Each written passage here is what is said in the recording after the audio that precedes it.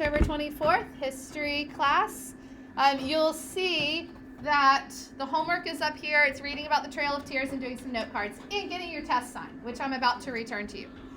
Today in class, we are talking about, what are the two things? Brazil and? Portugal. No, Spain. It's general, just general. Oh, South America. South America and Brazil. So while I'm handing out your test, I would like for you to experience a little Brazil football music. And when I say football, what do I mean? Soccer. Who wants to hand this out? I'm also handing out a map, which we're going to get to in a few minutes. One for everybody, please. If you're at home, you need to get your map out and get ready for everything. You'll get your test back from me.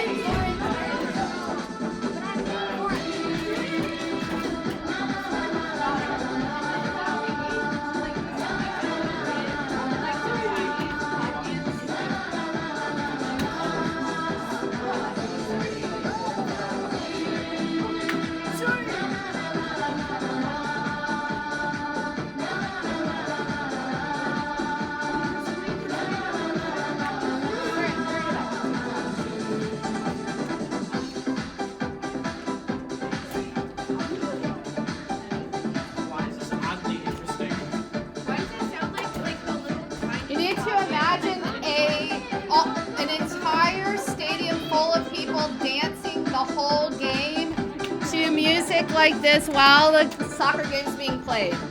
That's how fun it is. Brazil has won 5 World Cups in a row, and the World Cup's about to start, which is the best soccer that there is. All right. So you guys have your test. If you're at home, you have your grade posted online, and you can see it, and when you come back, you'll get your test. Yes. Oh, I don't know. Just a couple of people from other classes, not your class. Oh, thank you. I'll take that extra one. Also, your homework includes getting your test signed, which means that you need to get a signature on the test next to the grade, which shows that your parent looked at your test, and you're going to show it to me on Wednesday. On Wednesday, when you show it to me, I put a 100 in the grade book. But if you forget, and you don't show it to me until Monday, what do you get? A 50. And then if you forget on Monday and you don't show it to me until the next day, you get a 0.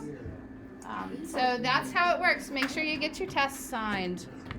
Any questions about the homework? Okay. Like I said, today we are talking about South America and Brazil. And because of that, we're going to start our class with a Spanish prayer.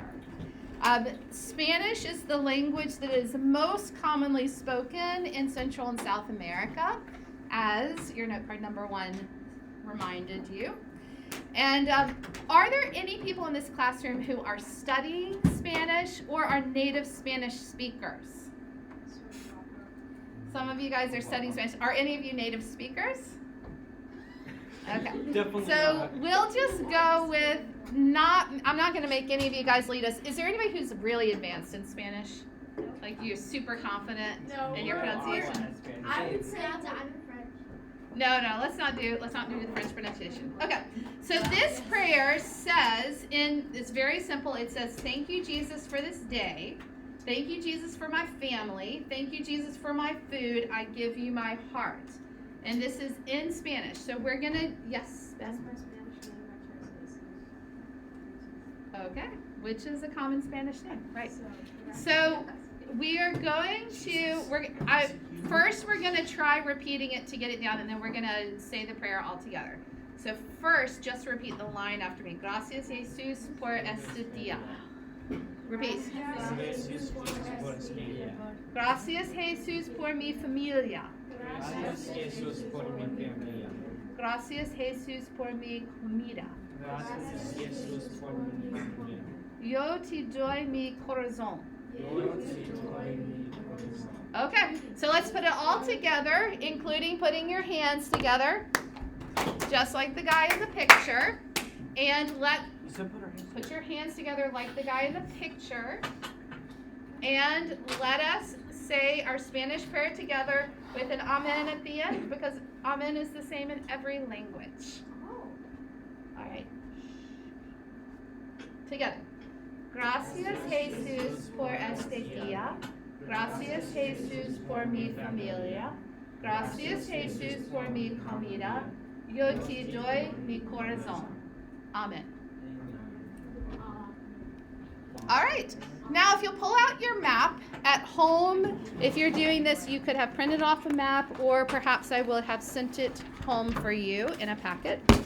Pull out your map, and we are going to mark up the map.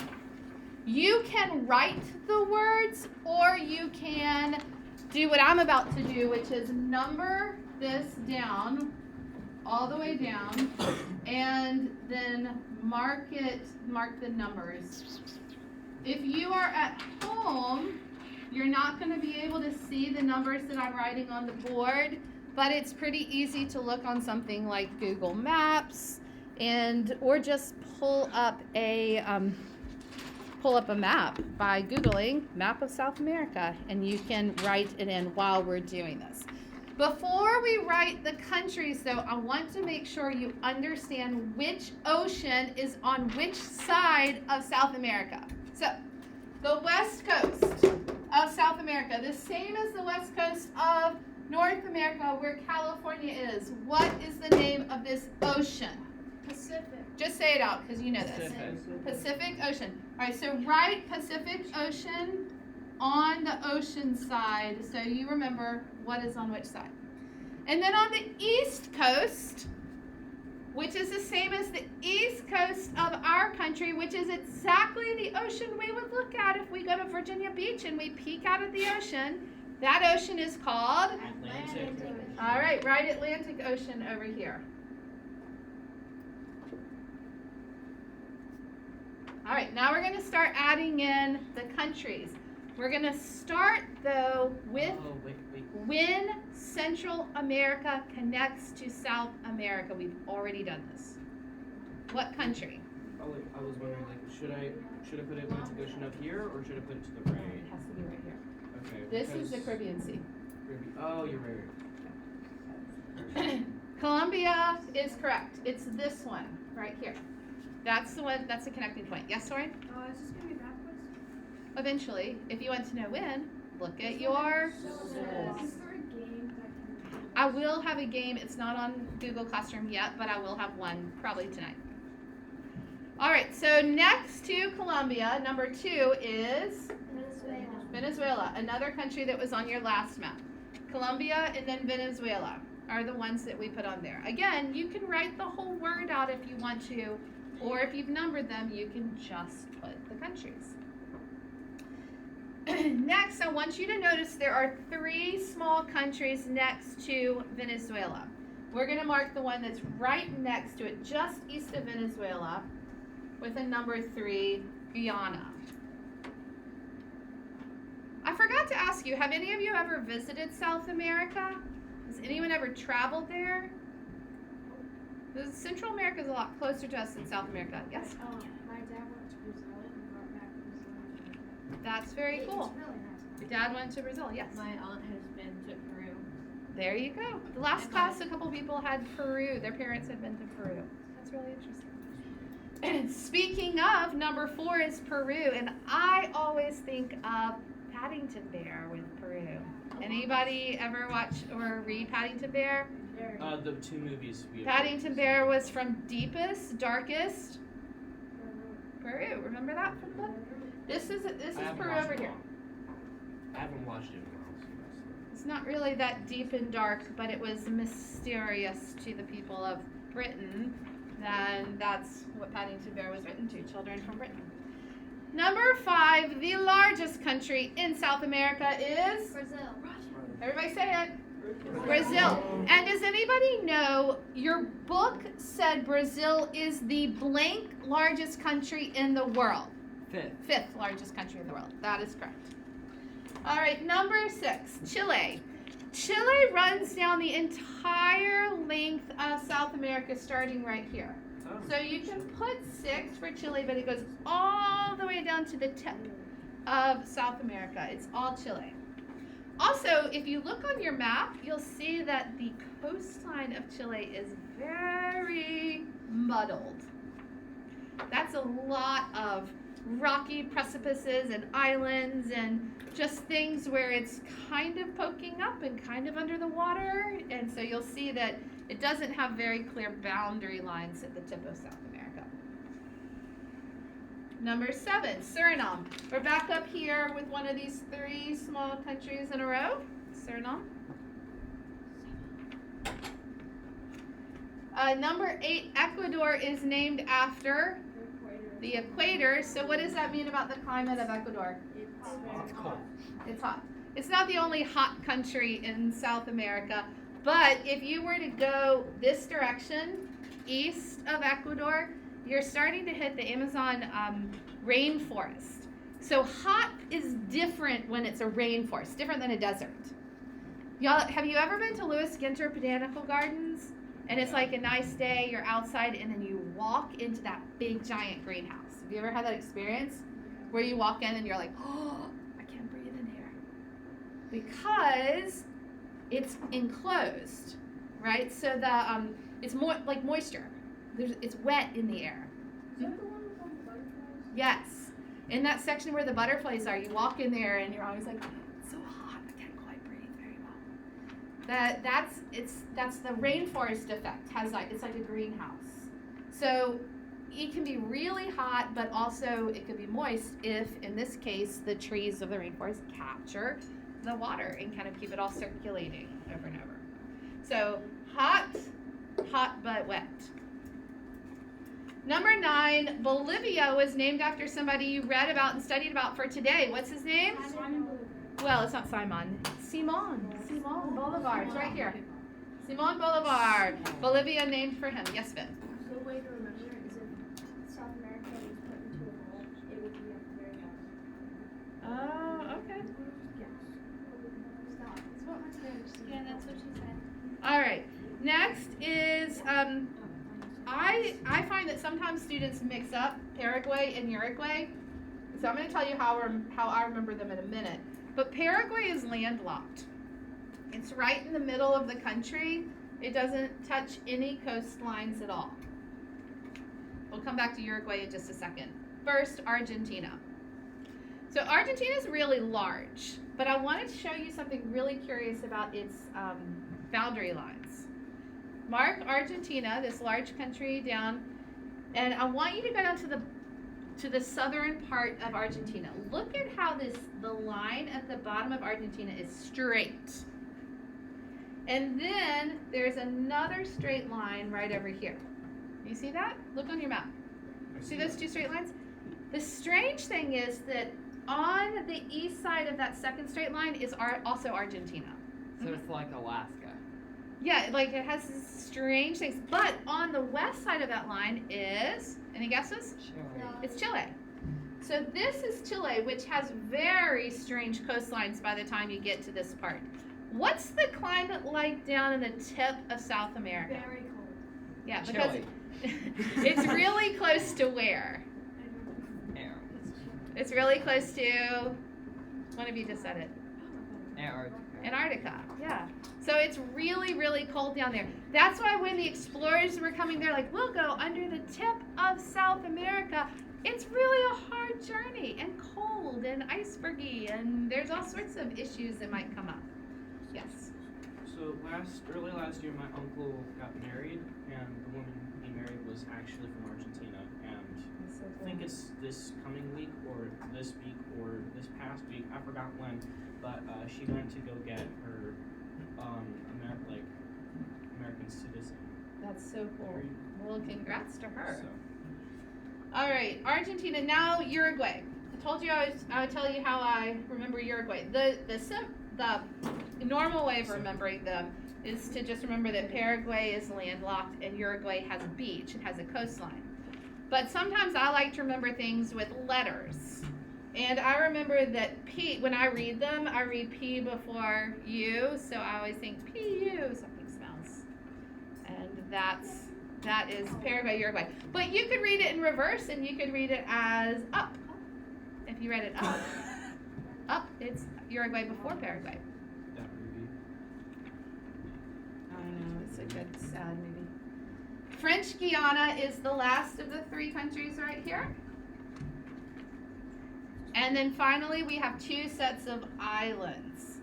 Which of the sets of islands do you think is the Falkland Islands? The one at the very bottom. Yes, is it hot or cold at the Falkland Islands? So cold. It's very cold. Definitely. Falkland also, I want to look up the history. That sounds very British to me, the Falklands. The next one, the Galapagos Islands. Where have you heard of the Galapagos Islands before? Not Napoleon, not Napoleon. Science Museum. You have heard of it, yes, because of Charles Darwin. So Darwin came up with his theory of evolution. This is the Galapagos Islands up here. Oh, by the way, is that hot or cold? Galapagos Islands. It's hot. It also is an island, a set of islands that has a lot of wildlife on them. He was on a ship doing a journey. He went to the Galapagos Islands and saw a bunch of different animals. And on different islands, he saw basically the same animals, but in different varieties because they had made adaptations to whatever was easy for them to live on the island. So he said, theory of evolution. He was only there for about 6 to 8 weeks making observations, but he became famous for the writing that he did in the scientific kind of theories that he created after visiting the Galapagos Islands, which are right up there. Which brings us up to done. Is everybody good? I'm gonna race. And that means that it is time now for you to get out your note cards and for us to take a reading quiz. If you're at home, that means you get your note cards out and you get your quiz from your mom or dad and you take the quiz with the note cards. Now listen, if you're at home, when you finish taking the quiz, I am going to flip on the homework slide and let the students start working on their homework while I'm waiting for everybody to finish. If you're at home doing this and you finish, feel free to just forward the video to where we pick up doing something else. Yes. Where should I file it tonight? I would put it as handouts. That's what I normally do. Yeah. Unless you want to make a new tab called Maps. I'm going to hand out the quizzes now. When you get them, you may go ahead and start. Front and back, there's 12 questions. Feel free to lay your cards out if that helps you a little bit more easily answer the questions rather than flipping through them in your hand. You may use all of your note cards. You may not use your neighbor's note cards. You can also do it without note cards if you want to. It is the 24th.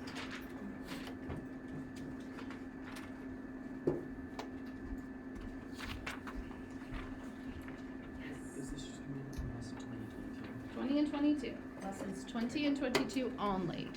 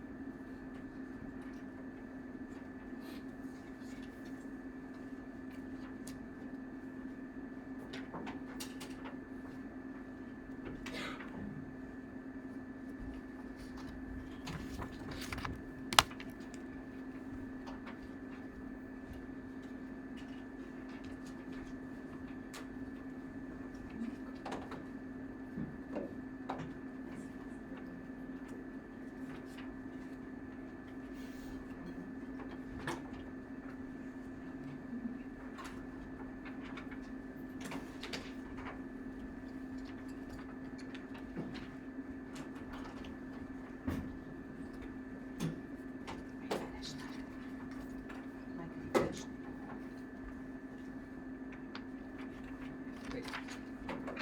I think I've got it.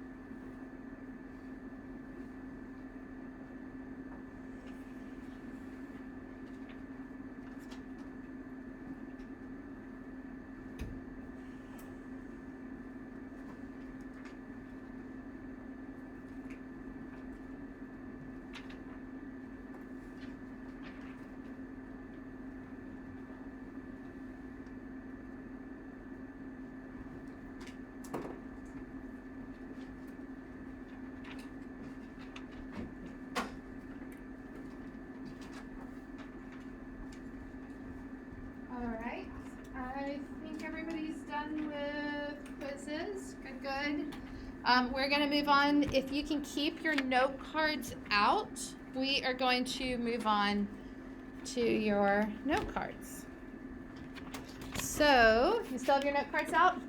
If your note cards are all mixed up, some people have found themselves more successful if you spread your note cards out.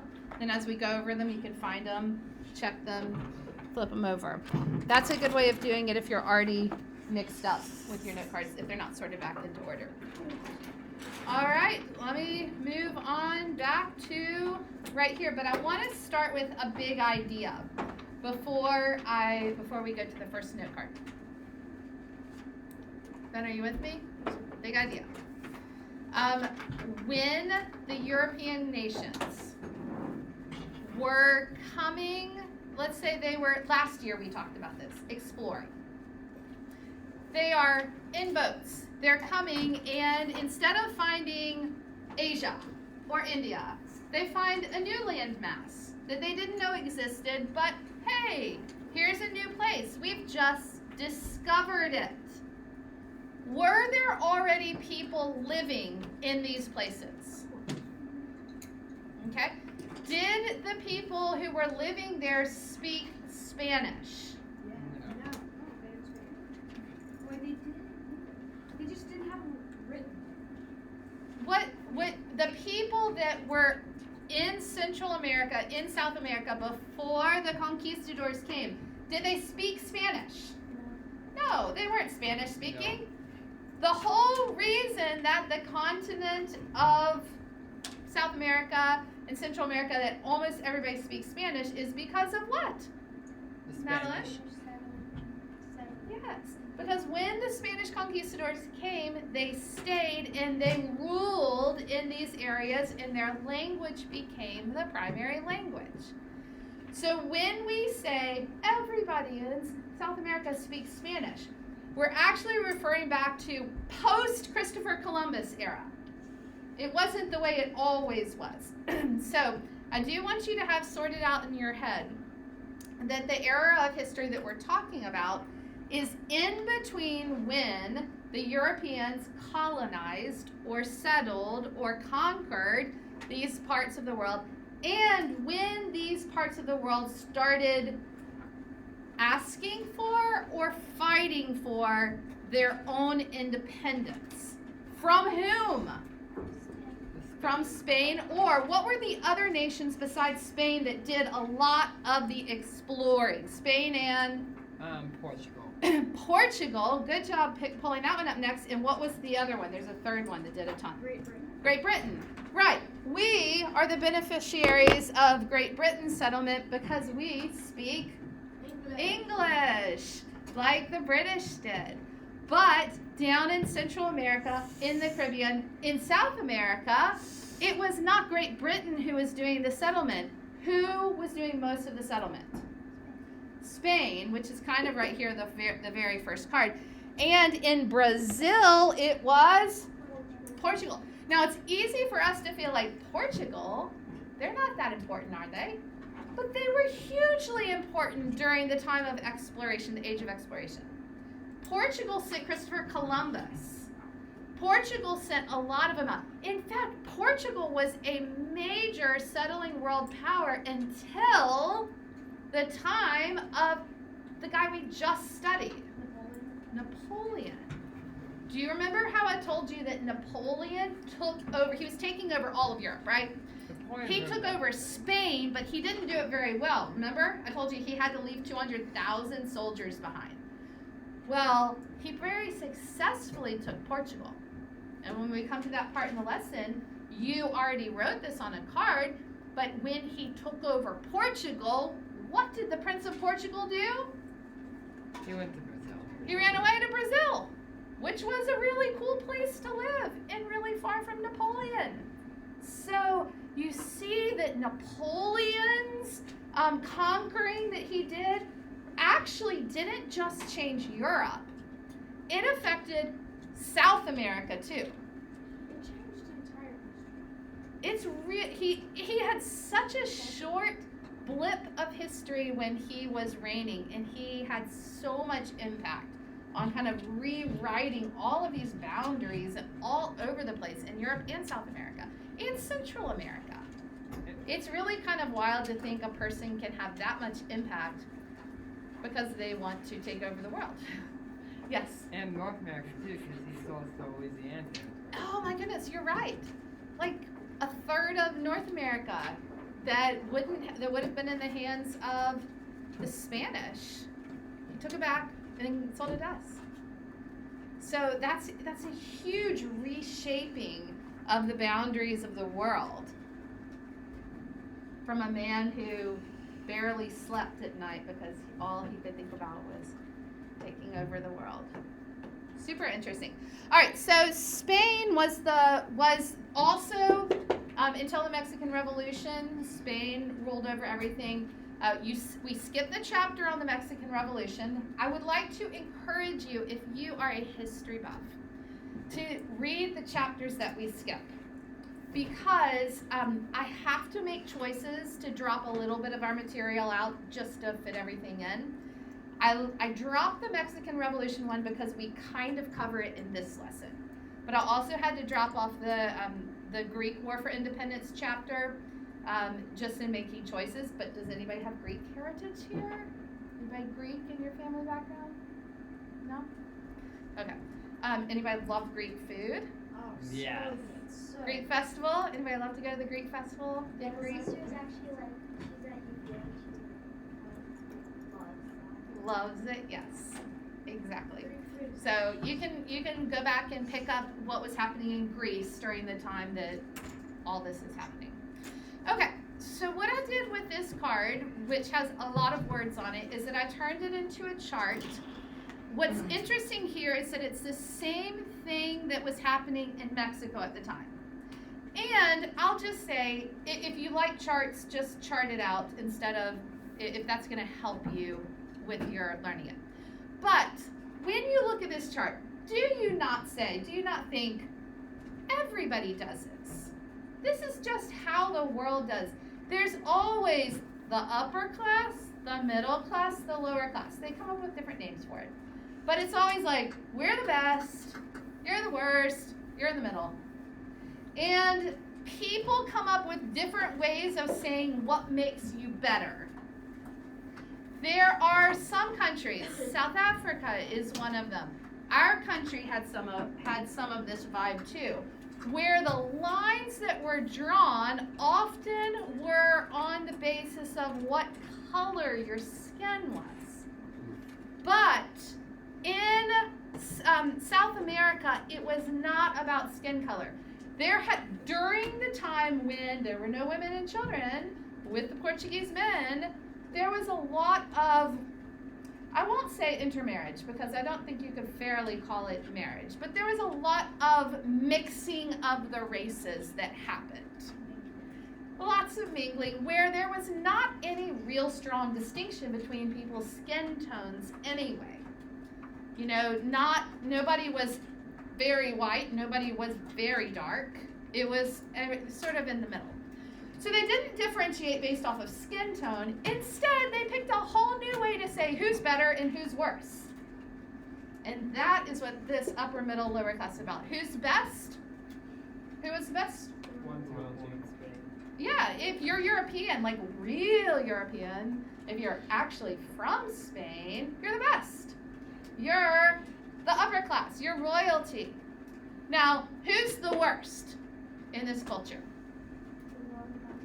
Yeah, who are the people? Now, why in the world do I have the word Indians on here anyway? Was there anybody from India in this country? No, it's the natives. No, it's the natives. So they were still, for the same reason that Native Americans here were called Indians, Native Americans in South America were also called Indians. It was a mistake that just became the way people talked about it. So a blend of native Spanish, it was the natives who were the Indians or mestizos. That's the lower class. Yes. There's a lot more upper class than there is today. And immediately there were because people would come over, but what there became is a lot more middle class. I mean, like, you know, Britain, every single country. Not like before there was classes. They had So you're right. What do you think in America today? Like, if we were to say, like, what's an upper class in our country? How do people become like How do people stand out as being really different from the normal people? Someone who doesn't live in a suburb, right? 'Cause there's I think you got to go bigger than there's that. people that live in a rich suburb. I know. But what makes people where you're like, oh my goodness, we're nothing like that person. That person is so different. What do you think, Lois? I would say government, like people in It could be like really famous politicians. Yeah, they could be a class. Who else would be in that upper class? politicians and celebrities. Celebrities are huge in our country. Yeah, it's almost like an upper class is like, you know, you get followed around with the camera. They watch everything you do. Your kids get reported on for everything. What were you gonna say, Ben? It's all about money. Money. It's a lot about like gobs of money. It's like Computer technology, Elon Musk. Like, if he's upper class, he lives in a world that the rest of us can't even imagine existing. Who are you gonna bring up, like? famous, just like Yeah, like Instagram influencers. People who, like, if they drink a cup of coffee, people will go and buy that coffee. coffee. You know, it seems crazy, but we have a world where we still have an upper class. We still treat some people like they are just not like the rest of us. And we do it for all sorts of crazy reasons. Sports, because they're really good at basketball, we think that they can have an opinion about politics and we're supposed to listen to them? Or whatever, right? You can't have a opinion about politics. Yeah, but we think that like that matters because they're famous. Yeah. Or, you know, you have enough money, you can buy Twitter. You Or like maybe not. you're a really famous politician, well then somehow you get to shape policy and there's all sorts of ways that we've created our own version of upper class. And the bulk of us are in the middle class, and then there's some people that really suffer in the lower class. The middle class here was really interesting because it was people who were still European, only they had been born in South America. So they were like a second generation. These are not natives. People who are native to the land were definitely lower class. But you read about some people who were influential, like Simon Bolivar, who was this class. He was a populist leader. He was a people's leader in part because he was a little bit more like them. He was born in South America. He wasn't born in Spain, even though he got educated in Spain, even though he came from lots of money, even though he had traveled a lot, he was still more normal than the royal people. That's how they differentiated class in their world. I know you wanted to see a picture of Simon Bolivar's, where he grew up in Venezuela, the liberator, the revolutionary, Angel Falls, Venezuela. That's This is amazing. in Sky. No. That movie about the dog, the old man, and the other old man trying to. It's called Up. Oh, it was. Yes. Yeah. It was. The division that grew into a civil war was between which two groups, Blythe? What two groups of people? Oh. The civil war was between the Patriots and the Royals. Patriots and the Royalists, exactly. Simon Bolivar, whose sideburns you need to see, he is famous for these sideburns. He was given a nickname which everybody knows, say it out, El Liberator. And guys, he was fighting for independence from Spain. This map shows you the areas that he was getting independence for. This shows you the iconic picture of him, which I put on here because I want you to see how European he looks. It's everything about him. White steed, the cape. This is so European. When he was in the middle of fighting for independence, there was, he was in the middle of all this. This is a painting from that era. There was a massive earthquake. It registered 7.7 on the Richter scale. And none of the buildings were built to earthquake code back in these days. They crumbled. It was Sunday morning. A lot of the people were in church at the time, and their churches collapsed on them and killed somewhere between 15 and 20,000 people. And many of them said, this is a sign from God. He doesn't want us to fight for independence from the Spanish. Well, Bolivar continued to fight, and at one point he had to leave down here, where this dot is, Colombia, Venezuela. He had to leave and go up to Jamaica. You guys know where this is. And the island next to Jamaica is Haiti. Look, look, look. Everybody look. The island next to Jamaica is Haiti. And he wanted help from the Haitians. They said, sure, we'll help you, but only if you do what, Liam? Do you know? Fight, What? fight slavery. I'm They Liam. are completely taking your answer. I'm Liam. You are not Liam. Don't answer out. Yeah. Only if when you fight in other places, you'll fight to get rid of slavery. This is also the era of history where slavery was being abolished in lots of different places. Okay. So Bolivar, Simon Bolivar, led his army in a really dramatic way up and over, Brody, it's the other one. Starts with A, but it's not Alps. There's a really delicious candy named after this. That's minty, and it's chocolatey and minty, and it makes you think of magical tops of mountains when you eat it. The Andes Mountains. The Andes Mountains. All right, so he did this with on horseback with huge crowds of people. South America, the Andes Mountains run up and down the entire coast, and they are gorgeous, and they are huge, and they are cold. What were the plains of the Castellar? Is that a part of the Andes Mountains? They might have been, yeah. I'm not sure. I just remember Yeah, put the one Andes Mountains. The countries that were included were Ecuador, Colombia, Panama, Venezuela. When he went back over those Andes Mountains, Liam, you got this right last time, so do this again. What did he promise he would have the end of? It's the same answer as before. He would see the end of, same answer that you gave me last time. Slavery, right. And he did liberate the slaves. And ultimately, Ben, did he bring them all into one large republic? Sort of. No. No. Look That's what I thought my look cousin at said. South America. Look at it. Yes, I know. That is but- not one republic. No, I know that. I put it on Michael's notes, but I have this. No, you want to see this. A trailer for a movie about Simon Bolivar, so you'll know that he was an awesome hero in his time. I cannot see anything right I now. do not recommend this movie. I just wanted to show you the trailer. Wait, is this a wall? El verdadero destino del hombre es la libertad. La voluntad de ser libre es un impulso innato. ¿Quién puede detener el viento? ¿Quién? Nadie. Your vision of democracy is exactly what Washington and Jefferson promised. Yes, it is. But it's not only for white men. It is for all men. Invasion. They massacred the first Americans and enslaved the continent for 300 years. Este continente está esperando por un diluvio. Un diluvio que finalmente lo inunde de libertad.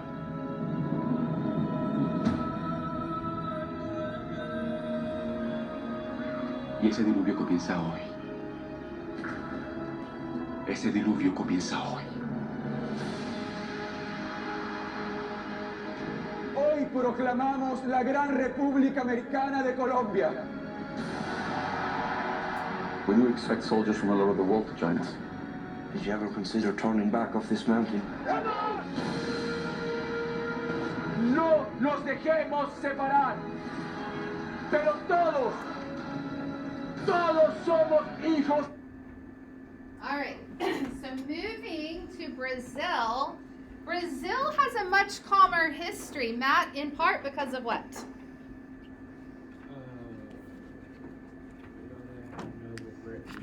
No written language. If nobody wrote down anything about my family, you guys would think my kids were perfect. But what else? Transaction to independence was peaceful. Yeah, it was actually a peaceful transition. It was kind of some stuff I've already referred to. The nation that claimed Brazil, and I'll put that in quotation marks because, of course, there were natives there before. What was it, Blythe? Portugal. That's why they speak Portuguese. I put the Portuguese. But Right. That's the same thing. Portugal and Portuguese. Some negative things, Soren, that happened to the native Brazilians that trusted the Europeans. What was it? They got diseases from them that wiped off half their population of Yes. natives. They made them, they bribed them for labor, Mm-hmm. and that they would make them work their own land so they could take the harvest from Yes, them. exactly. And so besides the people dying of diseases, this was not intentional, but this wasn't like biological warfare. This is more like smallpox, like bringing communicable diseases over. But the other part, hey, come work for us. Just kidding, you're actually my slave now, was intentional. And it was a big part of what really harmed the people. Which country was, Lois, the biggest importer of slaves? It was Brazil. I don't know if that surprised you. It surprised me a little bit. But of all the countries that used slaves, Brazil had a ton of plantations, which comes up right here. It's the same stuff we saw in the French Revolution era. What kind of things? Just say it out. Bethany. Coffee. What else? Sugar and gold. The same stuff that Napoleon was talking about. Now, we already said this, but that Portuguese prince just set up his kingdom in Brazil. And then Dom Pedro de Alcântara, what did he do, Madeline? He found himself the first emperor. Yeah. He said, we're independent. Yeah, so he declared that independence. Why did some people, Trey, think that slavery was harmless in Brazil? What do they think was better about this slavery than other slavery?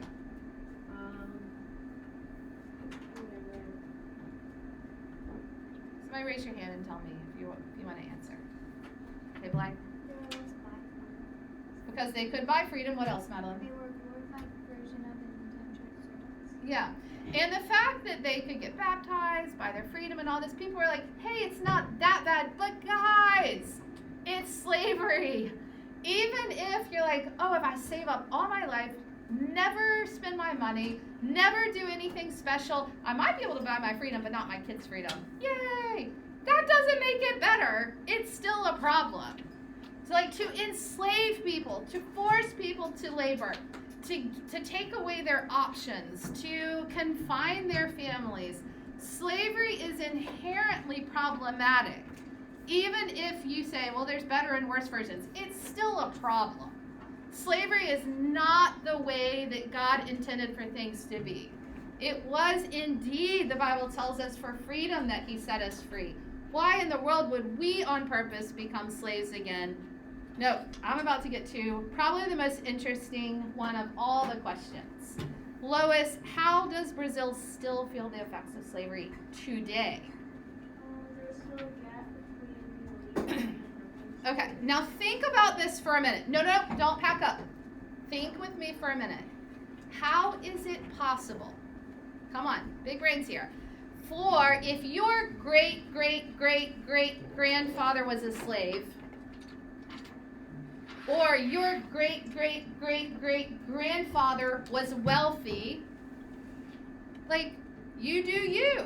You just live your life today. How does that have an impact, Madeline? Like if there's an inheritance, Mm-hmm. for the people who would be slaves, they wouldn't have as much money as for their inheritance, so then it'd be harder to get more money over time. Or like if they have family business or something, and it got passed down, if it did not make very much money, then it wouldn't. Yeah, this is a really important concept. Now think about that. Think about a person like you today.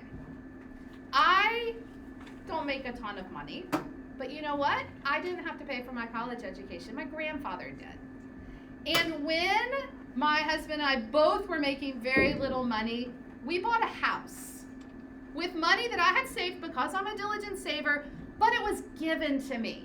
I was just good at saving it, not spending it. Was that because of like me being a good manager? Yes. Was it also because of the fact that my family supported me? Yes, it was both. Having family support lasts for generations.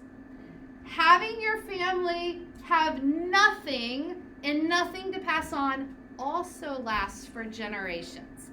That's where we see, even today in Brazil, the gap between the people that have a lot and the people that don't. It's very closely related to that part of their heritage. Nod your head really big if you understand what I'm saying. Yeah, Madeline. That's what my dad's business does. He helps people have money for like their grandkids. That's fantastic. It's super important. And the last one, you want to see the guy who abolished slavery, protected the borders, and stepped aside as emperor is Pedro II, the nephew of Napoleon, and his beard is awesome. Do not walk out of this room without looking at his beard. Guys, aspirations? You gonna go for a big beard one day? You think so? My dad is a big. Are the girls voting yes or no on the big beards? The guys always vote yes because they're like, I can do it, I shall do it. What do the girls are like? It's cool, but I wouldn't do it. All right. Have a good day.